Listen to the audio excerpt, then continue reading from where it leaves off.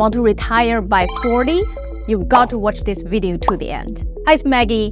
Today I'm going to talk about a topic that everybody wants to know about: how to purchase your first rental property. The reason why I became a real estate agent has much to do with my investment in real estate. About 11 years ago, my husband and I moved to Seattle, and within 2 months, we bought our first home in Bothell. And that sparked my interest in real estate.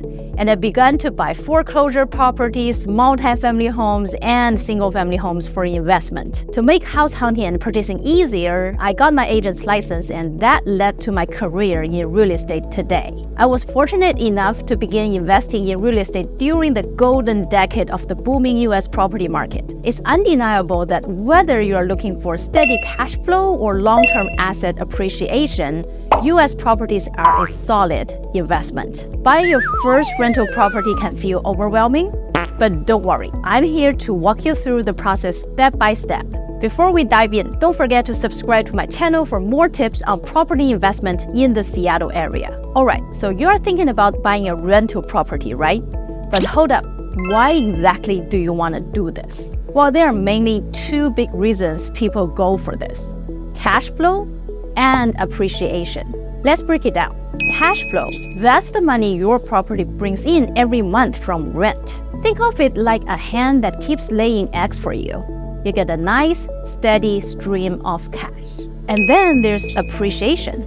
This is where your property's value goes up over time. Maybe the area is getting better, there's some inflation happening, or you've spruced the place up with some cool renovations. This is what a lot of folks looking for long-term return really aim for. Now, when you're out there looking to buy a rental property, you're probably going to weigh up both cash flow and appreciation. But which one's more important to you? And that's the biggest question. For example, if you're all about that passive income life, dreaming of retiring early, then cash flow is your best friend. You might want to look at some smaller condos or townhomes with very little maintenance costs, multifamilies, or houses that you can split up and rent out. On the flip side though, if you're playing the long game, thinking about sitting on a piece of land that could one day be worth a fortune, then you're looking at appreciation. Here you might want to check out bigger properties with lots of land. Knowing what you want out of this investment is key.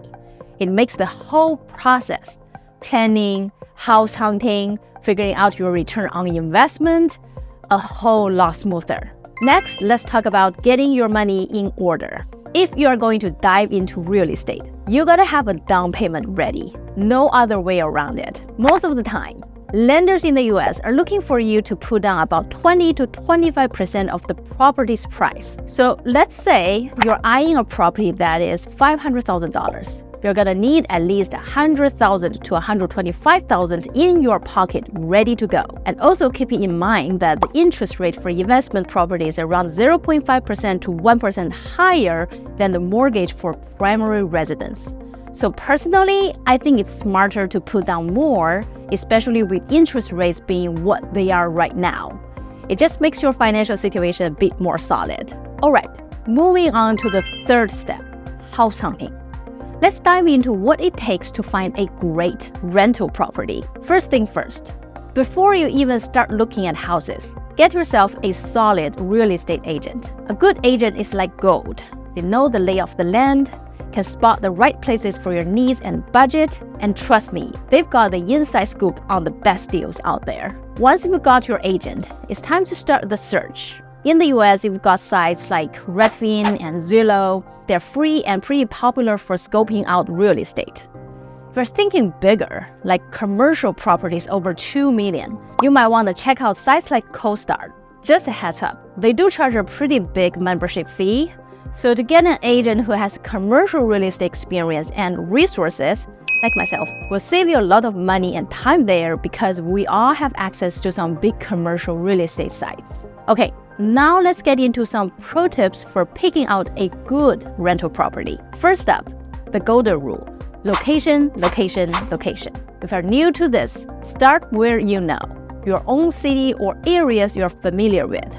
This way, you have a better idea of what's going on in the neighborhood, and you save on research and maintenance costs. Picking the right neighborhood is super important. entry-level houses in core areas usually hold up better when the market dips, but they might not have huge appreciation potential. Take downtown Seattle and Bellevue, for example. Entry-level single-family homes there have seen solid appreciation recently and stayed steady even when interest rates went up. But if you're chasing higher appreciation, emerging cities are where it's at.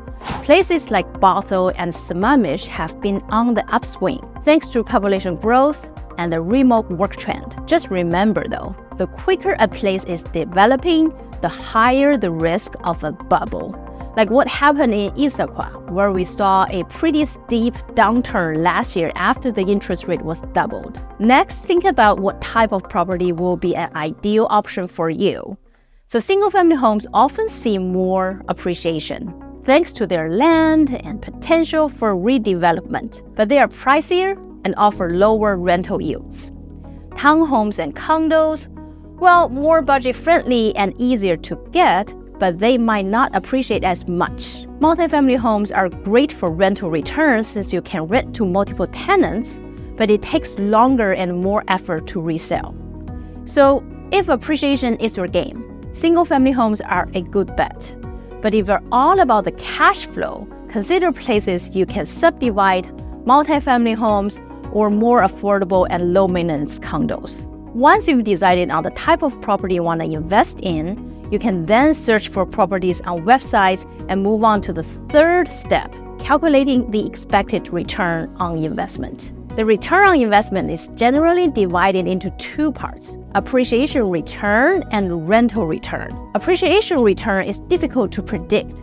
Although institutions like Zillow may forecast future property prices for the next year based on past data, I also consider basic economic data, such as future industrial planning in the area, population trends, inflow or outflow over the past 3 years, income changes, and rental trends.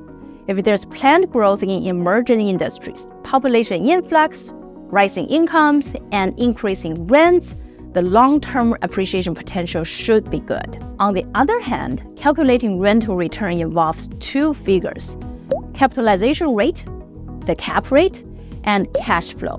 Cap rate reflects the annual net rental return you would receive if you bought the property in full. So it's calculated by dividing the net operating income by the property purchase price. A higher percentage indicates a higher rental yield. Cash flow is the money left after paying all operating expenses and loan payments. It can be positive or negative. If it's positive, congratulations, the property can sustain itself without needing additional investment. If it's negative though, consider ways to increase income such as raising rent or making improvements. After selecting the location, property type, doing the calculations, you can go offline to view properties. I have created a template for property survey, including basic information, an investment potential checklist, and a cash flow calculation sheet. If you find a promising property, I suggest filling in the information on the sheet for further evaluation. The link to the survey template will be provided in the description for download. So you found a property that looks promising? Time to make your move. Get your agent to put in an offer. They'll handle the back and forth on price and terms with the seller's agent. The good thing about buying a rental property is that you're not going to live there, so you can keep your head in the game and stay objective. This means you're less likely to overbid or walk away from a decent deal just because the place needs a bit of work. Got your offer accepted? Awesome. Next up is the home inspection. Now, while you might skip this step when buying a home to live in just to get ahead of the competition, you definitely shouldn't skip it for an investment property. Always include an inspection clause. Keep an eye out for big issues like problems with the foundation or structure. This can mean big bucks in repairs and mess with your return on investment calculation. If there's a lot of work needed, you could try to renegotiate the price or ask the seller to fix things up. If the place is mostly sound, you're ready to sign on the dotted line, transfer the funds, and start your loan process. But remember, owning a property is just the beginning of your investment journey. The next big thing is running your property. This might mean doing some renovations to ask for higher rent. Simple stuff like a fresh coat of paint, new carpets, or sprucing up the kitchen and bathrooms can really up the appeal and what you can charge. Even adding a kitchenette in the basement to rent out separately can bump up your income. Just make sure you pick properties that are suitable for these kind of changes. And think about costs versus reward with renovation, right? Like if you drop $20,000 on a new kitchen and it ups your rent by $200 a month, that's quite a solid investment. Now, managing the property, that's another ballgame. You can either handle it yourself or hire a property management company.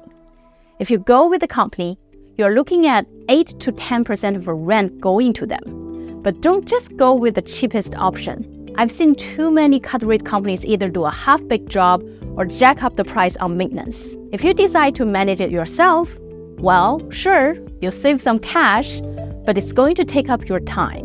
You'll have to deal with setting the rent, marketing, screening tenants, and upkeep. There's a ton of info out there on Google and YouTube about doing it yourself. Personally though, I like letting the management company take the job. It just makes life easier. And don't forget to regularly check up on your cash flow, like when tax season rolls around. Make sure you're hitting your goals and tweak your strategy if you need to keep that cash flow healthy. And that wraps it up. Once you've got the hang of your first rental property and saved up a bit more, think about growing your portfolio. A great way to do this is the BRRRR strategy: buy, rehab, rent, refinance, repeat. It's a go-to method for a lot of pro investors in the US to build up a multi-million-dollar portfolio. This video kicks off my Real Estate Investment 101 series. If you're keen on diving deeper into real estate investment, hit that thumbs up and save this video.